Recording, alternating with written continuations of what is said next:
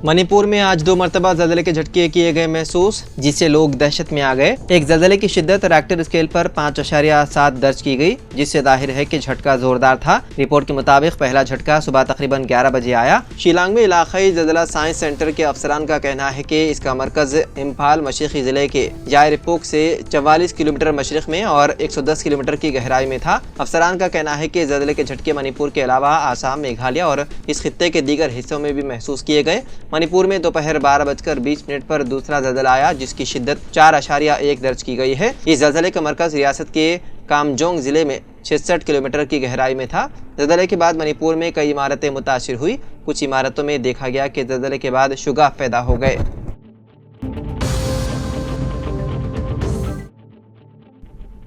Kannada film industry की मशहूर अदाकारा रानिया राव को बेंगलुरु एयरपोर्ट पर 14.8 किलोग्राम सोने के साथ गिरफ्तार कर लिया गया। हुकाम ने उन्हें पीर की रात हिरासत में लेने के बाद इक़्तिसादी जराइम की अदालत में पेश किया, जहां से उन्हें 14 दिन की अदालती तहवील में भेज दिया गया। पुलिस राय के मुताबिक रानिया राव के वालिद एक आला पुलिस ऑफिसर हैं और अब हुकाम इस मामले की मुकम्मल तहकीकात कर रहे हैं। तहकीकात में शामिल अफसरान के मुताबिक रानिया राव दुबई से एमिरेट्स एयरलाइंस के जरिए बेंगलुरु पहुंची थी। उनके बार बार होने वाले बैनुल अक़वामी सफ़रों पर पहले ही नज़र रखी जा रही थी। जब सिक्योरिटी एहलकारों को उनकी सरगर्मियों पर शक हुआ तो उनकी सख्ती से जांच की गई, जिसमें उनके पास से बड़ी मिकदार में सोना बरामद हुआ। इब्तिदाई तहकीकात में उन पर सोने की स्मगलिंग का इल्ज़ाम आयद किया गया है। पुलिस राय के मुताबिक अदाकारा गुज़िश्ता 15 दिनों में 4 बार दुबई जा चुकी थी, जिसकी वजह से उन पर शुबा मजीद गहरा हो गया। इसी बुनियाद पर हुकाम ने उन्हें एयरपोर्ट पर रोक कर तफ्तीश की, जहाँ उनके सामान से 14.8 किलोग्राम सोना बरामद हुआ।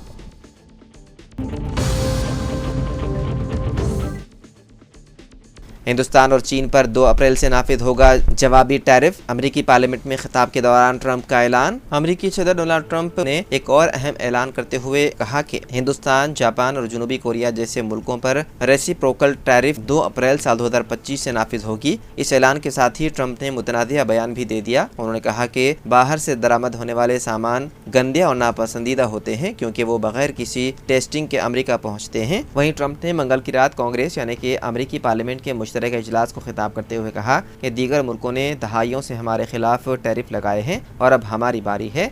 हम उन मुल्कों के खिलाफ उसका इस्तेमाल करेंगे। यूरोपीय यूनियन, चीन, ब्राज़ील, हिंदुस्तान, मैक्सिको और कनाडा, क्या आपने उनके बारे में सुना है? ऐसे कई मुल्क हैं जो हमारे मुकाबले में हमसे ज़्यादा टैरिफ वसूल करते हैं। ये बिल्कुल गैर मुनासिब है।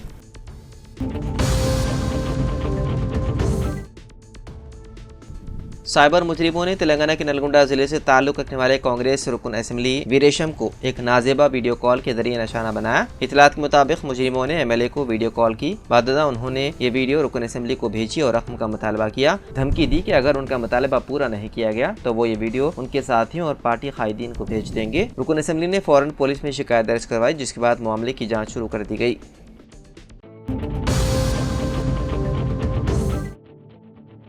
प्लेबैक गुलकारा कल्पना रघुवेंद्र ने खुदकुशी की कोशिश की, जिसके बाद उन्हें अस्पताल में दाखिल कराया गया। मुबैना तौर पर वो हैदराबाद के अपने रिहायशगाह में बेहोशी की हालत में पाई गई, जब उनका घर 2 दिन तक मुकफ्फल रहा, जिससे उनके हाउसिंग कॉम्प्लेक्स के सिक्योरिटी अमले में तशवीश पैदा हो गई। जब उनसे राब्ता करने की कोशिश की गई तो वो नाकाम रहे। ताहम रेसिडेंशियल एसोसिएशन ने उनके शोहर से राब्ता किया, जो इस वक्त चेन्नई में है और मदद करने से कासिर थे। उसके बाद पुलिस को इत्तला दी गई, जिसके बाद पुलिस ने कल्पना के मकान पहुंचकर जबरदस्ती अंदर दाखिल हुए तो कल्पना बेहोश पाई गई। उन्हें फौरी तौर पर खानी अस्पताल मुंतकिल किया गया, जहां उनका इलाज जारी है। इत्तलात के मुताबिक वो फिलहाल वेंटिलेटर पर हैं। मुकामी पुलिस मुख्तलिफ जावियों से तहकीकात कर रही है।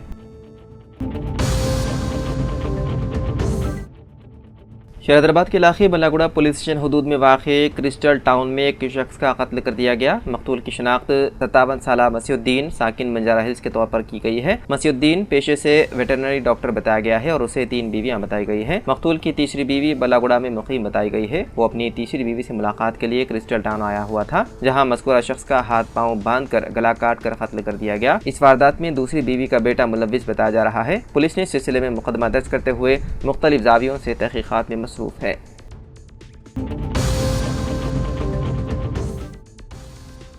महाराष्ट्र में GBS यानी कि गैलियन बेरी सिंड्रोम के केसेस में तेजी से इजाफा हो रहा है, जिसके बायस रियासती महकमे सेहत ने अलर्ट जारी किया है। अब तक 193 तस्दीक शुदा केसेस सामने आए हैं, जबकि 29 अफराद को मुश्तबा केसेस के तौर पर दर्ज किया गया है। इस बीमारी के सबब अब तक 11 अमवात हो चुकी है, जिनमें से 6 की तस्दीक JBS से हुई है, जबकि 5 अमवात मुश्तबा केसेस में शामिल हैं। सबसे ज्यादा मुतासरा इलाका पुणे और उसके मदाफात हैं। पुणे म्यूनिसिपल कॉर्पोरेशन के तहत 95, पुणे जिले के दीगर हिस्सों से 44 और प्राइमरी चिंचवाड़ म्यूनिसिपल कॉर्पोरेशन से 33 केसेस दर्ज किए गए हैं। इसके अलावा पुणे के देही इलाकों से 36 और दीगर अदला से 14 केसेस रिपोर्ट हुए हैं। तेलंगाना के करीमनगर, निजामाबाद, मेदक और आदिलाबाद अजला के MLC इंतखाबात की वोटों की गिनती जारी है। खबर मिलने तक 3 राउंड्स में 63,000 वोटों की गिनती मुकम्मल हो चुकी है। बीजेपी उम्मीदवार अंजी रेड्डी सबकत बरकरार रखे हुए हैं, उन्हें 23,310 वोट मिले हैं, जबकि कांग्रेस के करीबी उम्मीदवार अल्फोर्स नरेंद्र रेड्डी को 18,812 और BSP उम्मीदवार प्रसन्ना हरि कृष्णा को 15,880 वोट हासिल हुए। इस वक्त अंजी रेड्डी 4,498 वोटों की बढ़तरी के साथ आगे है।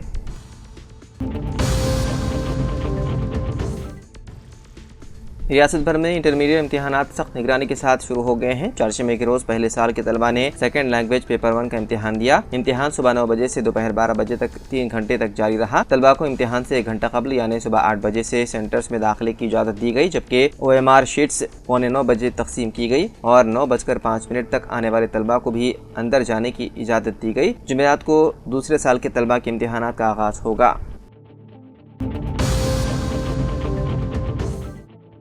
सुप्रीम कोर्ट ने BRS के मुनहरिफ अरकान के खिलाफ दायर की गई दरख्वास्तों की समाअत की। जस्टिस BR गवाई और जस्टिस के विनोद चंद्रन पर मुश्तमिल बेंच ने BRS के वर्किंग प्रेसिडेंट KTR और रुकन असेंबली P कौशिक रेड्डी की जानिब से दायर की गई दरख्वास्तों की समाअत की। फरीकैन के वकला ने अदालत को बताया है कि उन्हें अभी तक नोटिस मौसूल नहीं हुई। सुप्रीम कोर्ट ने तेलंगाना हुकूमत, secretary legislature, state election commission, high court registrar और मुनहरिफ अरकान असेंबली को नोटिस जारी किया। अदालत ने कहा कि 25 मार्च से कबल जवाबी हलफनामा दाखिल कर दिया जाए। इस हिदायत के साथ आइंदा समाअत 25 मार्च को मुकर्रर की गई है।